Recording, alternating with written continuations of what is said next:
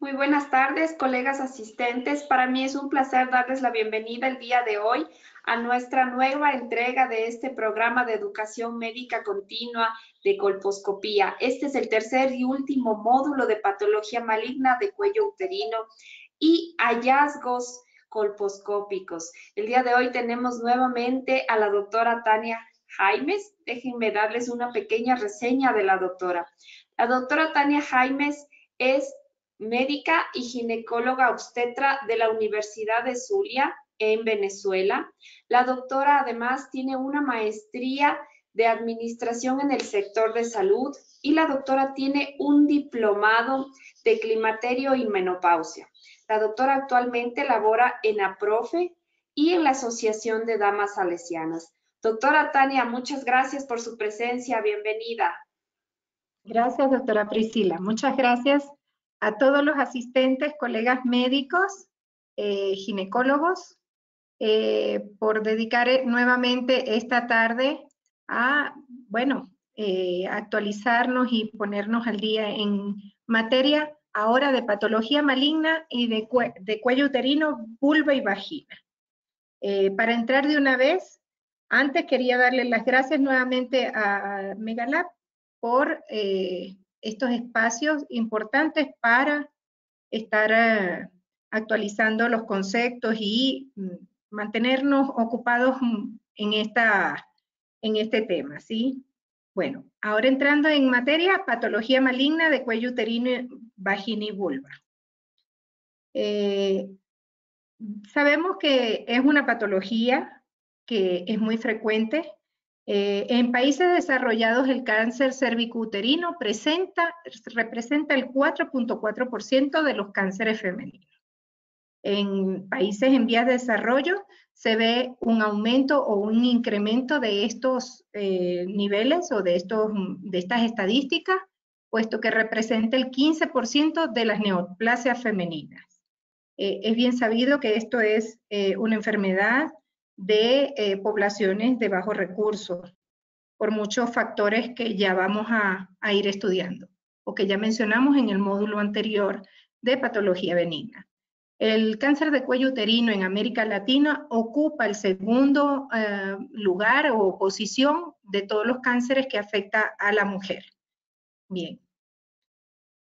Dentro de los hallazgos histopatológicos o de las descripciones de patología, tenemos la afectación de las células escamosas o el cáncer epidermoide en un 80-85% de todos los cánceres de cuello. Representa el más frecuente, es el más frecuente, y tenemos entre ellos el carcinoma epidermoide queratinizante, que es bien diferenciado, es el segundo dentro de los tres de estos tres tipos que se presentan. Está el carcinoma epidermoide no queratinizante, moderadamente diferenciado y el más frecuente de todos. Asimismo, el de células pequeñas, poco diferenciado. Hablando de el cáncer de origen glandular, está el adenocarcinoma, que representa el 10 a 15%, y ellos tienen una variedad importante. La mayoría son de características mucinosas, principalmente tenemos al adenocarcinoma puro, adenoma maligno, endometrioide, carcinoma de células claras, que está relacionado con el uso durante el embarazo del dietilestilbestrol, el carcinoma seroso, carcinoma mesonéfrico y adenoescamoso. Dentro de la clínica, inicialmente se puede presentar asintomático, no presenta síntomas, se observan manifestaciones, no se pueden decir una manifestación clásica que nos haga sospechar en etapas iniciales. Aquí la colposcopia desempeña un papel importante, y las pesquisas que se hacen a través del Papa Nicolau y el HPV y la determinación del HPV son importantes formas de pesquisar y de detectar esta enfermedad en etapas tempranas. Luego, más adelante, tenemos la hemorragia genital intermenstrual, o sea, fuera del periodo menstrual, posmenopáusico y poscoital. La leucorrea serohemática, fétida, el dolor pélvico, dolor lumbosacro y en dolor en hipogastrio. La pérdida de peso, síntomas urinarios como son la hematuria, fístula, vesicuterino, uropatía obstructiva, tenesmo, síntomas rectales como hematoquesia y constipación o dificultad para las evacuaciones. Esto ya nos está hablando de compromiso de mucosa rectal, pudiera estar en una etapa muy avanzada el cáncer. Edema en miembros inferiores, al igual esto ya representa que ha habido alguna infiltración hacia ganglios linfáticos, que como vamos a ver más adelante.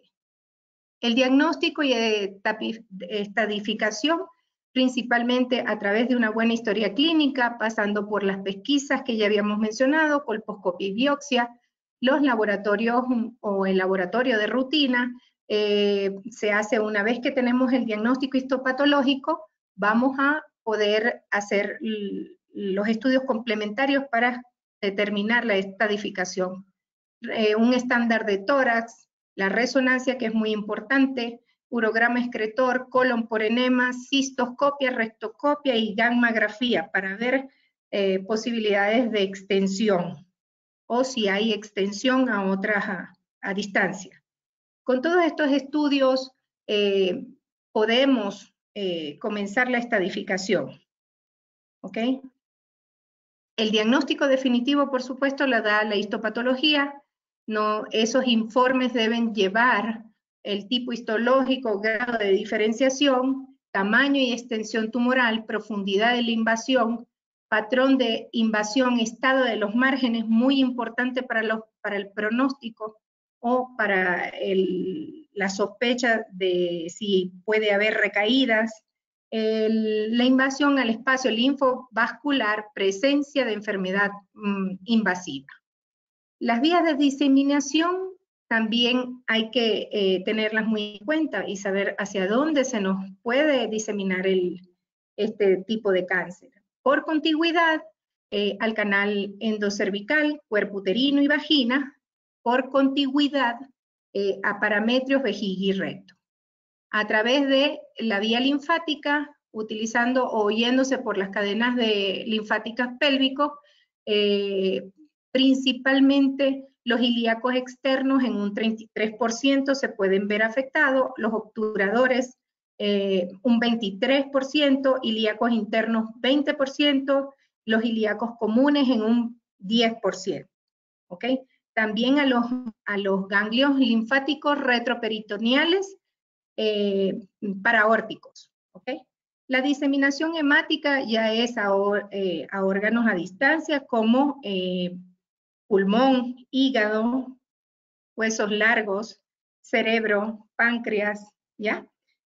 Luego, entrando en lo que es la clasificación de las etapas clínicas del cáncer de cervix, estaríamos hablando de la clasificación de la última, que ha sido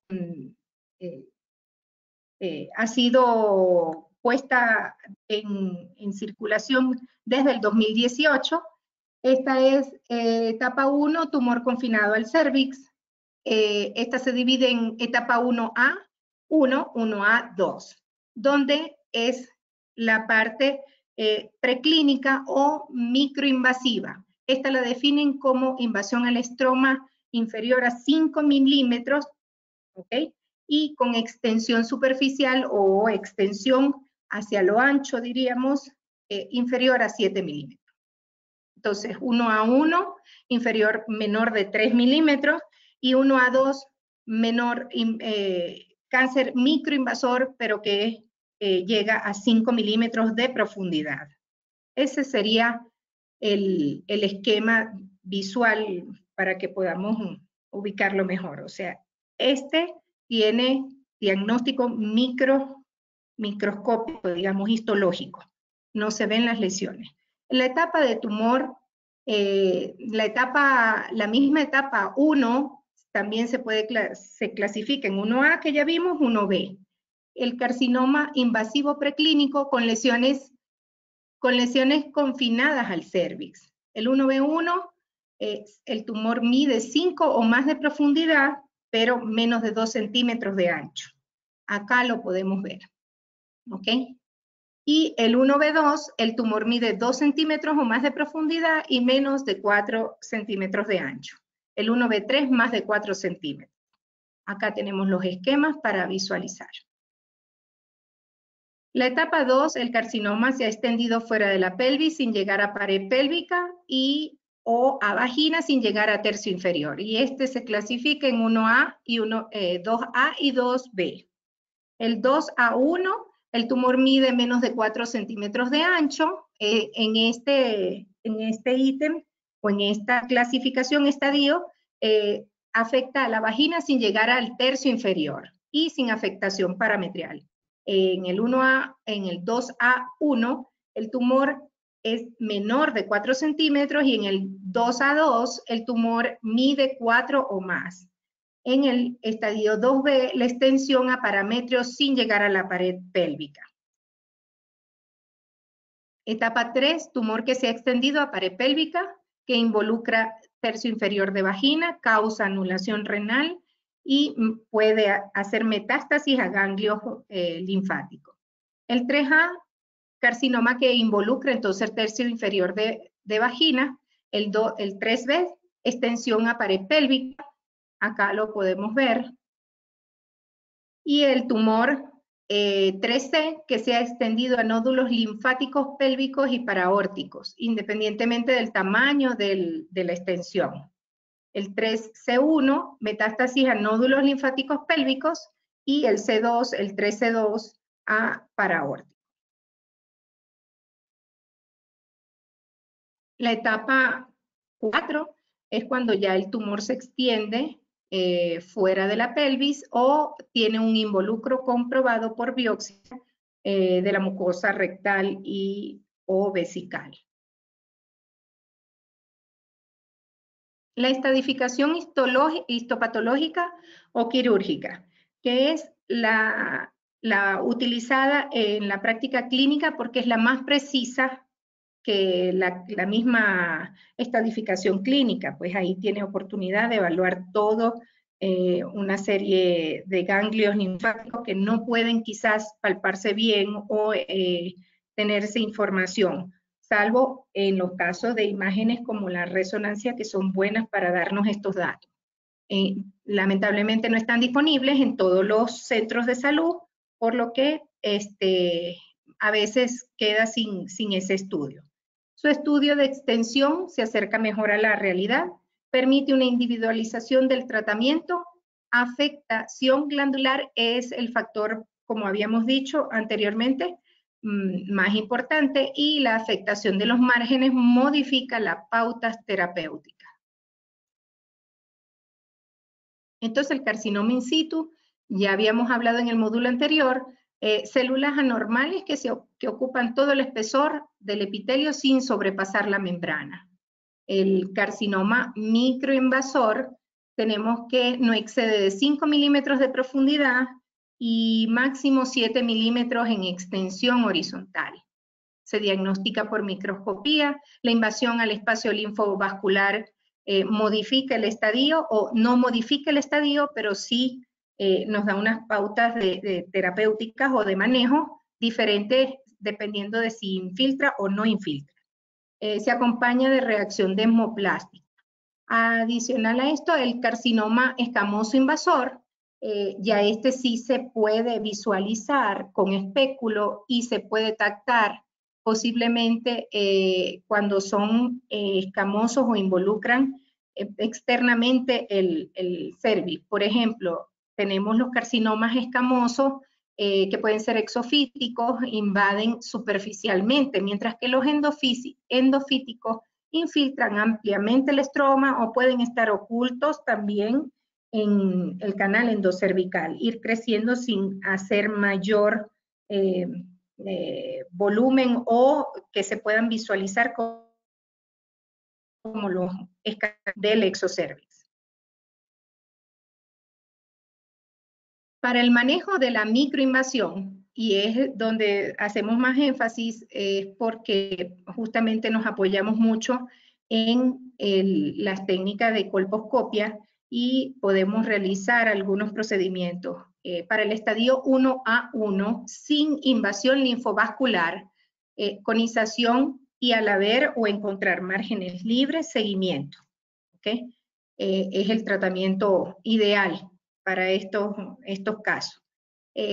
También va a depender del tipo, esto es importante, de la paciente, si ya ha tenido paridad satisfecha o todavía no ha cumplido esta etapa de deseo de reproducción. Entonces tendríamos que en una paciente con paridad satisfecha, la histerectomía simple extrafacial, ¿ok? Sería la indicación. Es importante conocer que nosotros tenemos que procurar hacer el diagnóstico temprano, además llegamos tarde cuando ya hay unas lesiones invasoras y lo recomendado es diferir estas pacientes, luego de hacer todos los estudios, referirlas con ginecología oncológica. Es importante que conozcamos nuestras limitaciones como ginecólogos, llevamos hasta cierto nivel la paciente y luego podemos referir, sobre todo en aquellas que ya ha tenido un estadio avanzado. Para el estadio 1A1 con infiltración en el espacio linfovascular, pues con paridad no satisfecha, conización y traquelectomía radical más linfadenectomía. Ya aquí viene la modificación. Y si ya la paciente tiene paridad satisfecha, histerectomía radical modificada más linfadenectomía. Los predictores de enfermedad residual son el legrado endocervical positivo, márgenes endocervicales y el legrado endocervical positivo y el volumen de la lesión extirpada. Durante, o mejor dicho, en la microinvasión hacemos énfasis porque es lo que más nos debería o podríamos abordar nosotros directamente. En el estadio 1A2, la invasión estromal es mayor de 3 milímetros y menor de 5 en profundidad, y en extensión horizontal es menor de 7, recordando esta definición. En el estadio 1A2, con deseo de preservar fertilidad, traquelectomía radical vaginal o abdominal, más linfadenectomía pelviana. Igualmente, en pacientes con paridad satisfecha, tenemos la histerectomía radical con linfadenectomía pélvica bilateral con o sin ganglio centinela. Y en el estadio que médicamente no pueden ser operables, pues tendríamos que proponer una radioterapia externa o se evaluaría conjuntamente con el gineco-oncólogo radioterapia externa más braquiterapia. Estas son algunas, esta es una imagen en la que podemos ver las diferentes técnicas: histerectomía extrafacial, histerectomía radical, ¿ok? Tipo 2, y la que es más extensa, que llega hasta la pared, la disección es hasta la pared pélvica, es la histerectomía tipo 3. En el manejo del cáncer invasor, vamos a tratar estas dos fases porque todavía aquí podemos rápidamente actuar, ¿no? En el 1B1 y 2A1, el tratamiento radiante es lo indicado, asociado o no a quimioterapia, ¿ok? Y la cirugía radical, colpo, histerectomía total ampliada o histerectomía radical con linfadenectomía pelviana. En el 1B3 y 2A2, la radioterapia, quimioterapia más braquiterapia es un esquema de tratamiento, pero también puede hacerse histerectomía radical, disección ganglional pélvica y aórtica y otro esquema, radioquimio y braquiterapia más histerectomía adyuvante. Estos son algunos propuestos, son los 3 esquemas propuestos. La radioterapia es el tratamiento preferido o digamos en enfermedad invasiva, ¿ok? Donde se ha extendido más allá del límite del cuello uterino y de los fondos de saco vaginales. Cuando la cirugía capaz no puede erradicar completa la enfermedad. En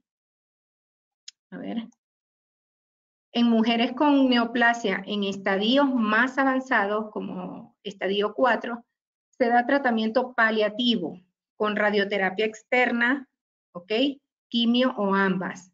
Se ha observado un beneficio significativo al combinar quimioterapia con radiación para disminuir las recurrencias de esta enfermedad, pero en estadios más tempranos. Ya en el estadio 4, pues es paliativo el tratamiento y se debe individualizar cada caso. En cáncer de cuello uterino y embarazo tenemos estos datos importantes, que es una de es el principal cáncer que puede afectar o que afecta a la mujer embarazada, ginecológico, y su incidencia es de 1 a 4 en 10.000 embarazos.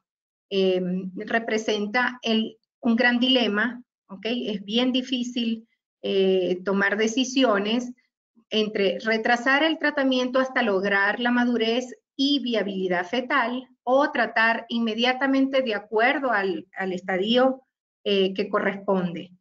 Por eso es que es un dilema, porque no es una decisión médica que se tome tan fácil, además que involucra muchísimo a la paciente, ella es la que al final toma la decisión en conjunto con su pareja.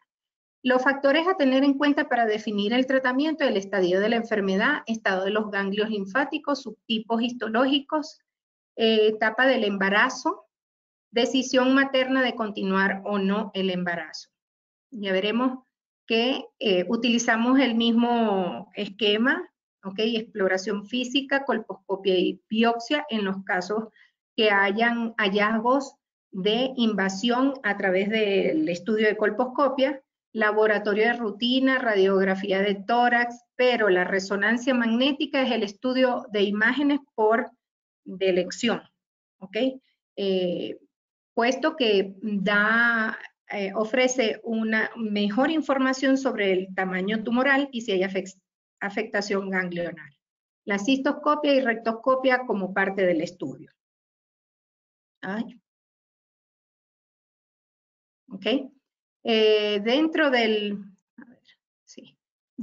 manejo terapéutico en estadios iniciales con ganglios negativos, bueno, antes de esto es importante saber que se requiere en mujeres embarazadas de un equipo multidisciplinario, desde psicólogos, terapeutas, hasta gineconcólogos, pediatras que tengan buena experiencia con pacientes que hayan recibido quimioterapia intraútero, o sea, que tengan experiencia, y adicional a esto, por supuesto, un perinatólogo que nos ayude con el manejo de la mujer embarazada. El estadio 1 con ganglios negativos, seguimiento clínico e imagenológico, posponer tratamiento hasta la madurez fetal. O tratamiento conservador con traquelectomía, preservando útero y el embarazo. O tratamiento quirúrgico radical en el primer trimestre cuando la paciente no desea avanzar con el embarazo.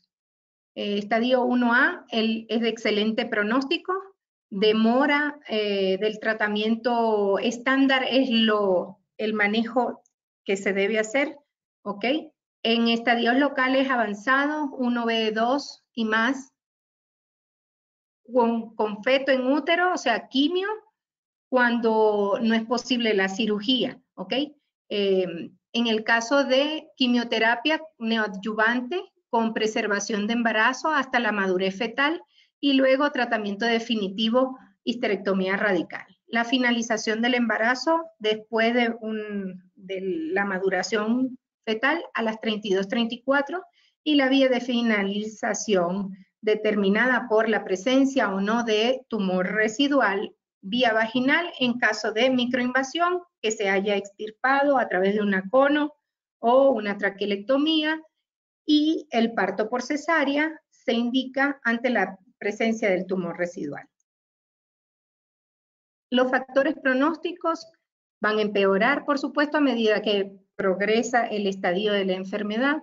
El tamaño tumoral influye en la probabilidad de afección glandular, ¿ok? Afectación del espacio linfovascular nos da un peor pronóstico, la profundidad y también depende del grado de diferenciación del tumor. El seguimiento va a ser citocolposcopia, o sea, citología y colposcopia cada 3 meses durante 2 años y determinación del HPV. Este seguimiento, sobre todo, en casos de pacientes con tratamiento de estadios tempranos. Por eso lo traigo, ¿no? Citología, colposcopia semestral cada 3 años y citología, colposcopia anual después de los 5 años de evolución de haberse hecho el tratamiento en pacientes con microinvasión.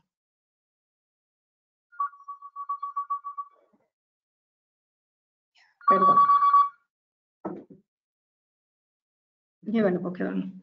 Ok, el carcinoma microinvasor de cervix, aquí tenemos algunas imágenes, zona de transformación muy atípica con áreas congestivas, imágenes sugestivas de invasión, diferencias de nivel y punteado grosero, ¿ok? Y en el carcinoma invasor en esta colpofotografía vamos a encontrar un carcinoma en estadio 2. Eso arrojó la clínica conjuntamente, además de la histopatología.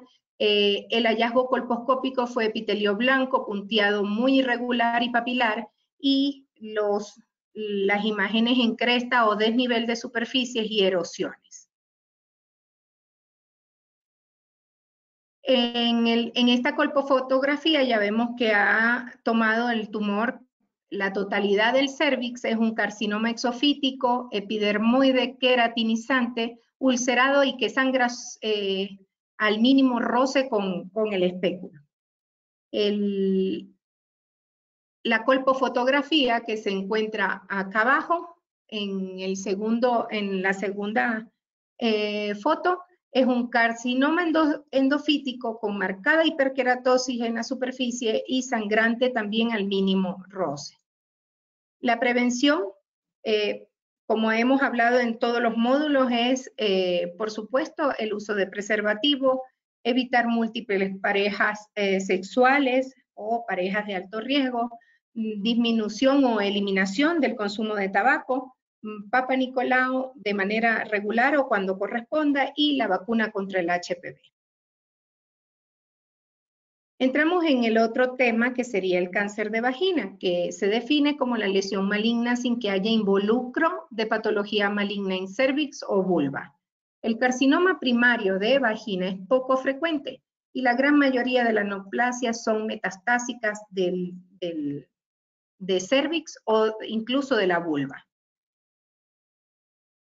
En el año 2017 se diagnosticaron en Estados Unidos aproximadamente 4.810 nuevos casos que se proyectan un número de fallecimientos en 1.240.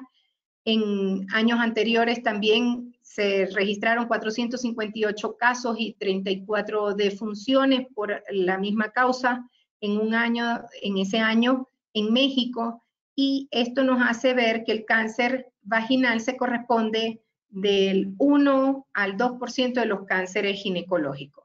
Además, en pacientes con antecedentes de cáncer de cervix debe haber transcurrido un periodo libre de esta enfermedad, bien sea o de cervix o de vulva, aproximadamente de unos 10 años para que sea una neoplasia nueva y que sea primaria de vagina. El cáncer de vagina es el secundario o digamos metastásico, es más común y corresponde al 80 a 90% de todos los tumores, vaginales. Dentro de la etiología, bueno, la etiología se comparte y los factores de riesgo son compartidos o similares a los del cáncer de cuello uterino. ¿Okay? En la mayoría de los casos tienen el mismo agente etiológico, la persistencia del HPV de alto riesgo en un 65 a 90% de los casos. El precursor es el VAIN3 o neoplasia intraepitelial vaginal, grado 3, o lesión intraepitelial de alto grado, en la nueva terminología, infecciones virales, por supuesto, estas como el virus del herpes simple, citomegalovirus, el que habíamos mencionado, HPV, y el HIV también predispone a esta patología. El uso de pesarios por irritación crónica y en los casos de irradiación pélvica, ¿ok? Por procesos neoplásicos también genitales. El tabaco en todas influye muchísimo. Ya veremos también que en vulva podemos encontrar este factor de riesgo. Dentro de la historia natural, ¿ok? Debemos recordar que en etapas iniciales puede ser asintomática, ¿ok? Se diagnostica, comparten los mismos factores, ya lo habíamos mencionado, se diagnostica de manera sincrónica o metacrónica con lesiones intraepiteliales de cervix y o vulva. Existen también varias formas de presentación del cáncer, como son lesiones nuevas, sin asociarse a otras patologías malignas del tracto genital, asociadas a cáncer de cervix o asociadas a cáncer de vulva. El riesgo de progresión a cáncer a raíz de una neoplasia intraepitelial vaginal, en general se estima del 3%. Si nos referimos a la neoplasia intraepitelial de alto grado o VAIN3, representa ya un 5 a un 6%, para algunos otros autores hasta el 9%. Tiempo de progresión están descritas entre 8 meses y 20 años según series consultadas y dependiendo también de las características y factores de riesgo que pueda tener el estudio o la mujer en sí. Tipos histológicos, tenemos al carcinoma celular escamoso, 85% de los casos ocupan esta clasificación, pueden ser, comparte, como dije, son muy parecidos a los cánceres de cervix. La clasificación o los subtipos son queratinizante, no queratinizante y verrugoso.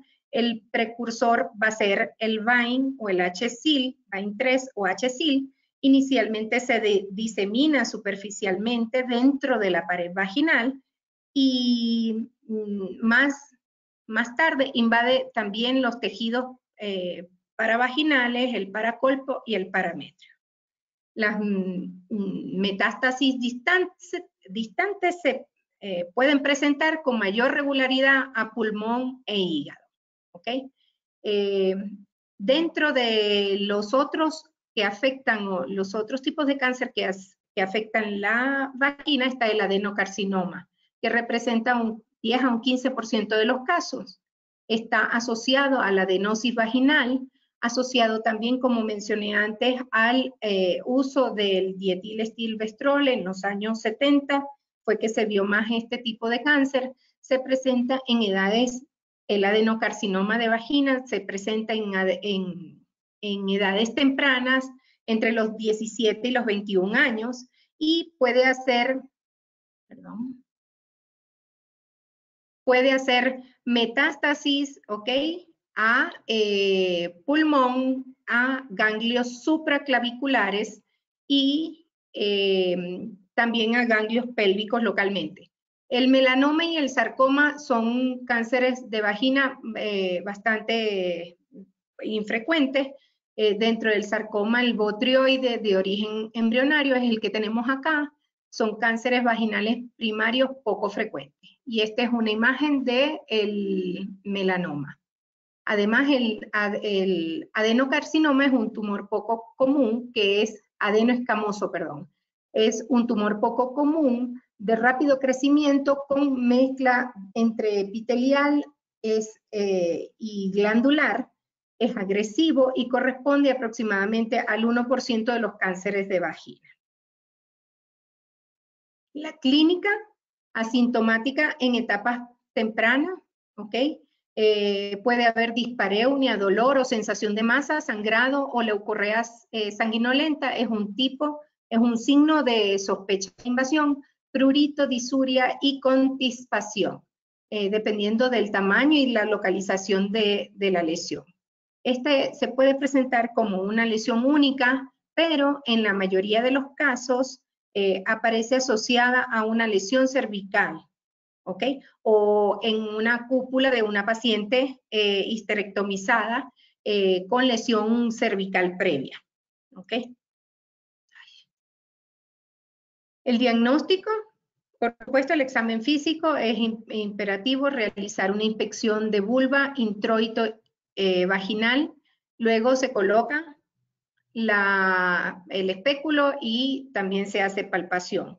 ¿Ok? Allí se pueden ver masas exofíticas, ulceradas, sangrantes, endurecidas, pared endurecida. Esas son las características de la tumoración. En el examen, al palpar, se debe buscar ganglios inguinales y femorales, sobre todo en el tercio inferior, y, por supuesto, la toma de citología para comenzar la pesquisa. Luego de esto, de tener la citología, por lo general se decide una vaginoscopia y tendríamos allí la citología normal tras una histerectomía. Esta sería una de las indicaciones, citología normal tras la resección completa de una SIN, o cuando no está, cuando hay una citología anormal tras una colposcopia y un estudio endocervical normal, la presencia de la lesión vaginal palpable o visible a simple vista o por examen o por tacto, la presencia de SIN en mujeres, o SIN es neoplasia intraepitelial cervical, en mujeres inmunodeprimidas o inmunocompetentes, antecedente de exposición del dietilestilbestrol, esto ya es poco común, y lesiones o sangrados vaginales de causa inexplicable o que no se le encuentra alguna causa. La previa, también se hace una vaginoscopia previa a una histerectomía por presencia de ESI. Finalmente, con la biopsia, se toma la biopsia y el mecanismo para hacer la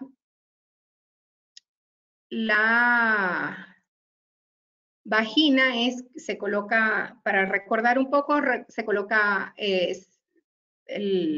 digamos, se valora previamente a la introducción del espéculo, el meato uretral, con el mismo colposcopio se puede hacer himen, mucosa proximal e introito. Luego, con mucho cuidado para evitar el riesgo de sangrado, el espéculo y se evalúa si hay descargas vaginales, que ya debió haberse realizado un tratamiento previo o se debió haber llevado preparada esta paciente sin estas descargas, pero en caso tal se toman muestras para fresco.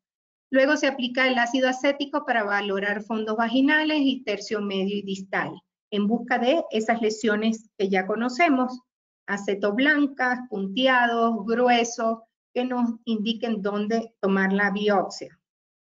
Pacientes histerectomizadas, por supuesto, recordar los ángulos, rotación del espéculo para evaluar paredes anterior y posterior, y por supuesto la aplicación del Lugol, como es este caso donde habían lesiones acetoblancas y al aplicar el Lugol, un chiller positivo. Ya habíamos hablado, se toma la biopsia con pinza de sacabocado o Tisler, ¿ok? Incidiendo lo más perpendicular posible. Esta es bien laboriosa en vagina, la toma de biopsia, y se puede realizar sin anestesia, ¿ok? Se puede colocar anestesia local si es en el tercio distal o más externo de la vagina, mientras que se debe colocar, se puede hacer sin anestesia en los 2 tercios superiores, donde inervación es menor o la sensibilidad es menor. La profundidad de la biopsia debe ser de 1.5 y 3 milímetros y el sangrado a veces es escaso y se puede usar también la solución de Monsell o nitrato de plata. Dentro de los estudios de extensión está el estándar de tórax, ureograma excretor, cistoscopia, rectosigmoidoscopia, tomografía y resonancia magnética es opcional o en ocasiones se puede hacer. Tenemos la clasificación donde está la clasificación quirúrgica y la clínica de la FIGO. No nos vamos a detener en esta lámina, pero sí tenemos los 4 estadios que más adelante o vemos acá. Va a depender, por supuesto, del tamaño del tumor y de la afectación a ganglios linfáticos, además de el tercio que se está afectando, y en el estadio 4 podemos ver que se ha extendido a vejiga o a recto y el 4B a distancia.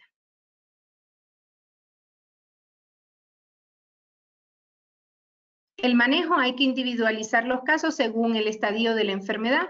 En edades de pacientes va a depender la edad del paciente y las condiciones médicas, el tipo histológico y grado de diferenciación, la localización de la lesión, la presencia o ausencia de útero y los antecedentes de radioterapia previa. El tratamiento inicial, ¿ok? O digamos en la mayoría de los casos, radioterapia externa, braquiterapia, otra opción es la braquiterapia intracavitaria. La quimioterapia a base de cisplatino se ha reservado en algunas oportunidades o en algunos casos de recidiva o por resistencia a los tratamientos anteriores, y la cirugía como tratamiento primario se realiza en pacientes, está indicada en pacientes jóvenes, delgadas, con tumor localizado en tercio superior, con el fin de preservar la función sexual de la vagina. Luego, acá traje una colpofotografía en una paciente histerectomizada. Se ve la cúpula vaginal con un área extensa de epitelio blanco muy engrosado y áreas de mosaico extenso. Además, erosiones y sectores sangrantes por el tacto o al tocar con el espéculo. Y la biopsia dio como un carcinoma microinvasor. Mientras que en la de abajo vemos un carcinoma escamoso invasor de vagina. La vagina está ocupada en su tercio superior por lesión exofítica e infiltrante, que tiene áreas ulceradas, sangrante al mínimo contacto. El antecedente importante de estas pacientes fue la histerectomía por un carcinoma in situ cervical. Bueno, el siguiente tema es el cáncer de vulva. Es una neoplasia muy infrecuente, responsable del 3% de todos los cánceres femeninos en Estados Unidos y del 3.5% de todas las neoplasias genitales femeninas. Afecta a mujeres en edad avanzada. El riesgo de progresión está condicionado fundamentalmente por el tipo de VIN o neoplasia intraepitelial vulvar. La VIN tipo diferenciada tiene un mayor riesgo de progresión a carcinoma escamoso de vulva que la HSIL o VIN tipo común, que es como se define actualmente la patología de vulva HPV relacionada. Indispensable detección temprana y biopsia de cualquier lesión vulvar anormal.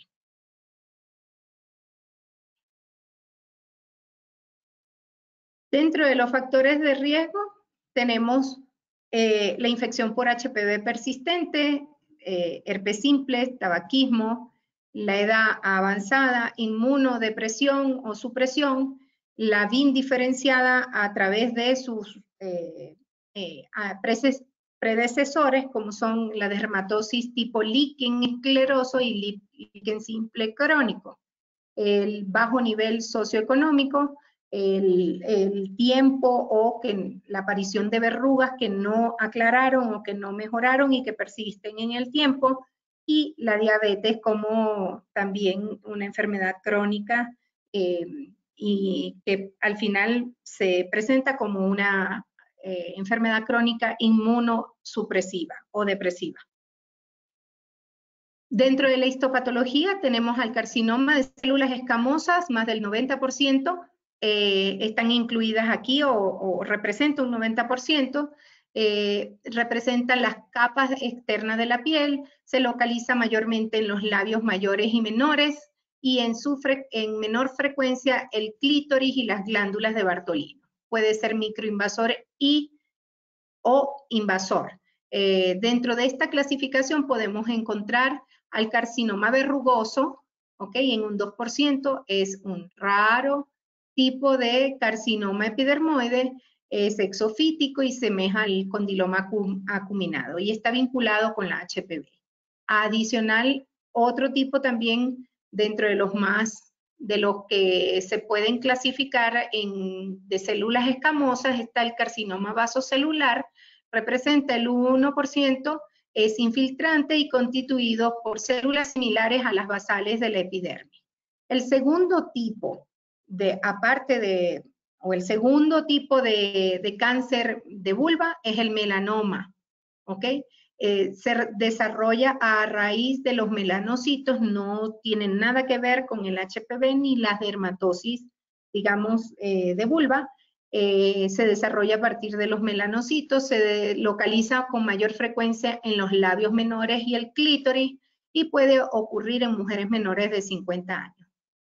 Otro tipo son los sarcomas, tumores muy infrecuentes, y adenocarcinoma de glándula de Bartolino y enfermedad de Payet. De esta manera se enferma la vulva. La clínica, el prurito vulvar persistente y de larga evolución. Las lesiones o úlceras de la vulva que no cicatrizan o no curan, el bulto, la sensación de masa interna aunque no se vea, o crecimiento verrugoso, los cambios de color, lesiones blancas, rojas, oscuras o hiperpigmentadas, el cambio de textura, regiones más ásperas de la piel, hemorragia, flujo o dolor en enfermedad avanzada. También otros síntomas pueden ser el ardor y el dolor o molestia. Las vías de diseminación, extensión directa a estructuras adyacentes como vagina, uretra y ano. La diseminación linfática, pues a ganglios inguinales, femorales y pélvicos. Y la diseminación hematógena, metástasis a distancia, pulmón, hígado o hueso. El diagnóstico lo hacemos principalmente o lo sospechamos por inspección vulvar, a través de la inspección de vulva, periné y región perianal, siempre revisar todo porque pueden haber lesiones multifocales. Se debe usar lupa o colposcopio, que en caso de no tener en el consultorio, pues nos podemos apoyar con la lupa, pero lo ideal es hacer una colposcopia. Se aplica el ácido acético al 3 al 5% para identificar lesiones mínimas con áreas de blanqueo o patrones vasculares. Otra técnica es la técnica de o tinción de azul de toluidina, que se aplica en la lesión, luego de 2 o 3 minutos se lava con ácido acético y las áreas anormales van a retener la pigmentación, pero este tiene un alto porcentaje de falsos positivos. Y definitivamente la biopsia con pinza, se debe evitar tomar muestra de parte central, más bien hacia la periferia, y debe medir unos 4 milímetros de espesor que incluya lesiones epiteliales y el estroma.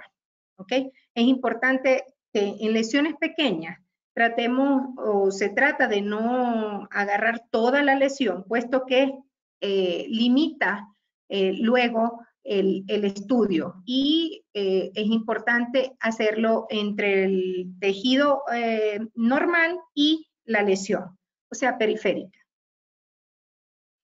Esto es una síntesis de la nomenclatura, la que estamos actualmente utilizando es aquí. Es el ESIL, HSIL y BIN diferenciado. Ya habíamos hablado de esto en la conferencia anterior. Los estadios del cáncer de vulva, estadio 1, 1A, 1B. Aquí vemos también el tamaño, se clasifica por el tamaño del tumor, menor de 2 centímetros, con invasión del estroma menos de 1 milímetro.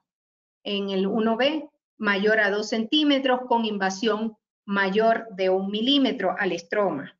¿Okay? El estadio 2, tumor de cualquier tamaño con afectación al tercio inferior de uretra, al tercio inferior de vagina o ano sin metástasis, todos estos hasta el estadio 2 sin metástasis a ganglios linfáticos. Y en el estadio 3, el tumor de cualquier tamaño con afectación de uretra, del tercio inferior de uretra, de vagina y ano, pero con metástasis. Y la clasificación en 2A, 3A, 3B y 3C va a depender de la cantidad de ganglios y del tamaño de los ganglios, las características que presenten los ganglios afectados.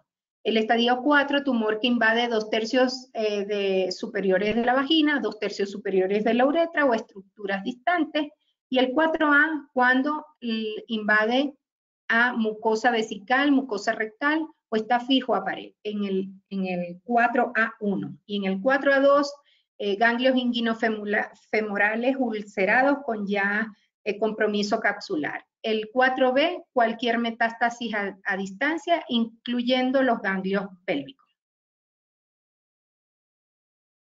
El tratamiento para las etapas clínicas tempranas estaría una excisión para el estadio 1A, excisión local amplia con márgenes de 1 a 2 centímetros. El margen libre de enfermedad 1 a 2 centímetros.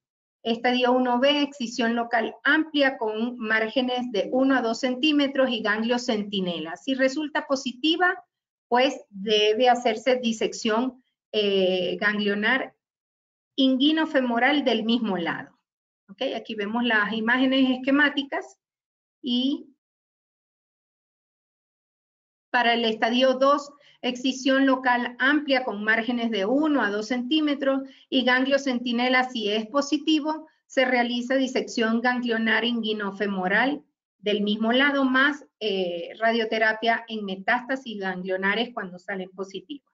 El estadio 3, vulvectomía radical con linfadenectomía del mismo lado, ipsilateral, bilateral, mientras que en lesiones avanzadas se maneja con terapia neoadyuvante con o sin quimioterapia simultánea. El estadio 4 debe ser individualizado dependiendo de las lesiones, a dónde hace metástasis el cáncer de vulva. Aquí vemos algunas colpofotografías o imágenes donde hay un carcinoma en la primera, un carcinoma, ¿ok? Asociado a líquen escleroso y BIN diferenciado. En la segunda vemos un carcinoma verrugoso con aspecto macroscópico, tipo verrugoso proliferante, exofítico, tipo coliflor, de crecimiento lento, que no tiene relación al HPV y se presenta en mujeres posmenopáusicas. Y en la colpo 3, en la fotografía 3, carcinoma escamoso tipo Warty, frecuentemente asociada a HPV y a BIN tipo Warty.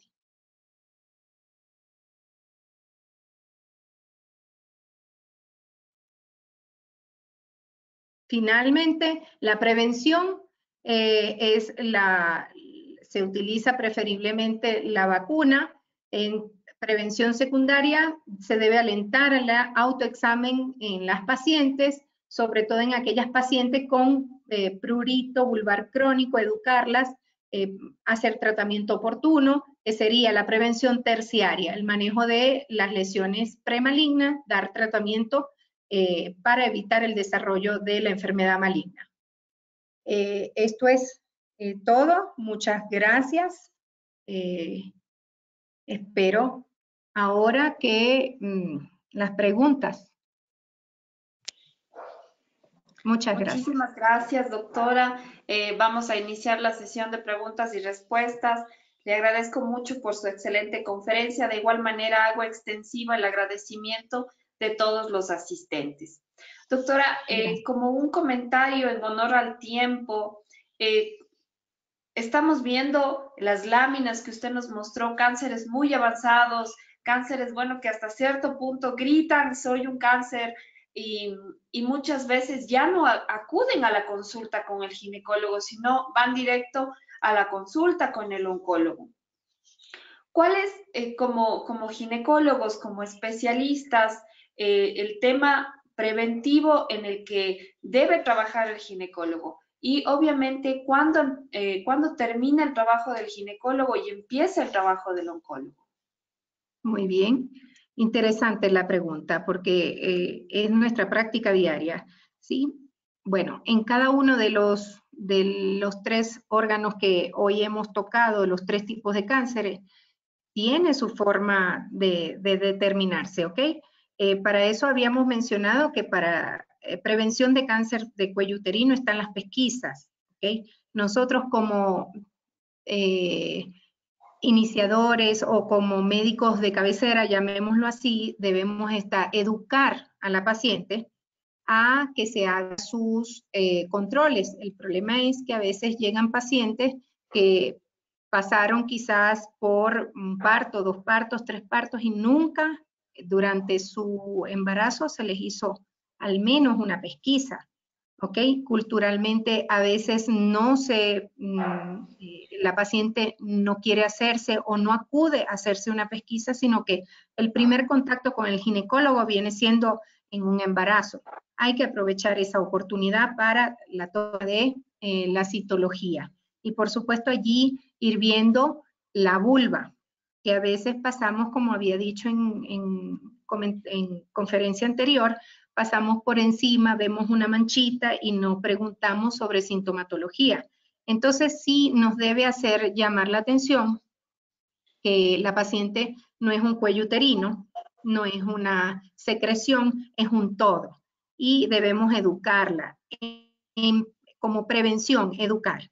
Luego, en la anamnesis o digamos, en el interrogatorio, la conversación que tiene uno con la paciente, debe determinar los factores de riesgo, ¿ok? Simplemente con una pregunta de, ¿usted fuma? ¿Ok? Y tratar en eso de modificar. No somos quienes para cambiarle la vida a la gente, pero sí explicar y darle información que consumo de tabaco o el no usar preservativo le predispone a algunas enfermedades porque a veces no lo saben. Y he tenido pacientes que me han dicho, si me lo hubiesen dicho en una consulta anterior, a lo mejor, ¿ya? Pero hay que hacer, esa es nuestra parte, la educación, ¿ok? Y luego ya, una vez que detectamos, ¿ok? Enfermedad maligna, porque podemos detectar en varios niveles, ojalá y siempre detectemos o captemos a la paciente en enfermedades benignas, como las SIN o como una VINE o como una VIN, ¿ok? O como sencillamente un líquen que podamos ir tratando de manera de evitar que tengamos que remitir a una paciente a un ginecólogo. Ya cuando se determinan o se sospechan a través de la colposcopia signos de invasión, pues hacer biopsia, determinar el grado o estadio de la paciente y referir a ginecología. ¿Ok? Ojalá y sea casos microinvasivos o invasivos tempranos en los que la paciente tiene buena probabilidad de sobrevivencia con un buen tratamiento. Perfecto. Doctora, ¿y qué piensa usted sobre la vacuna del HPV? ¿Es efectiva? ¿La estamos usando bien? ¿Qué resultados se han visto a raíz del uso de la vacuna?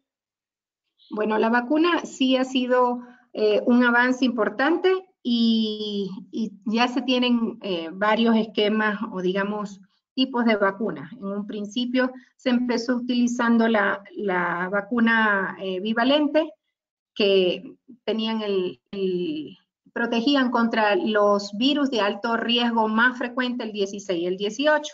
Luego se incluyó una que incluye el 6 y el 11, que son las que no son de alto riesgo, pero previenen las verrugas que son muy molestas estéticamente y psicológicamente, afectan mucho a nuestras pacientes. Y actualmente hay una que es la Gardasil 9 o nonavalente, que tiene varios subtipos de virus de alto riesgo. Esto se ha implementado en algunos países de avanzada como norma. Aquí en el Ecuador estamos posicionándonos, o sea, digamos, se está utilizando como pesquisa, como prevención en todas las chicas de 9 a 14 años. Se les vacuna, se les colocan las 2 dosis y está formando parte de la parrilla de vacunación. Eso es un avance importante, porque sí previene, incluso en las niñas y ya en algunos países como Argentina, en los países europeos están incluyendo, y en Estados Unidos incluyen no solamente a la niña, sino al niño, al joven, ¿ok? Eso acá todavía no se tiene como obligatorio, pero sí en los centros privados se están colocando inclusive a los jóvenes, ¿ok? A los niños. Y no es solamente, yo he tenido pacientes en los que se recomienda, así tengan la enfermedad, colocar la vacuna, porque le estoy protegiendo no contra el virus que ya está infectada, sino contra otros virus que ella, por su hábito sexual, por no uso de condón o por el riesgo de pareja que tiene múltiples parejas, puede traerle otro tipo de virus, ¿ya? Y le estoy dando la oportunidad de protegerse contra esos otros que también pueden ser causantes de más enfermedad. Perfecto, doctora, muchas gracias. Nuevamente le hago extensivo el agradecimiento de todos los asistentes y ha sido un ciclo del curso de colposcopía terminado y exitoso. Muchísimas gracias nuevamente a nombre de Megalabs y de igual manera a todos los asistentes. Muy buenas tardes. Buenas tardes, gracias.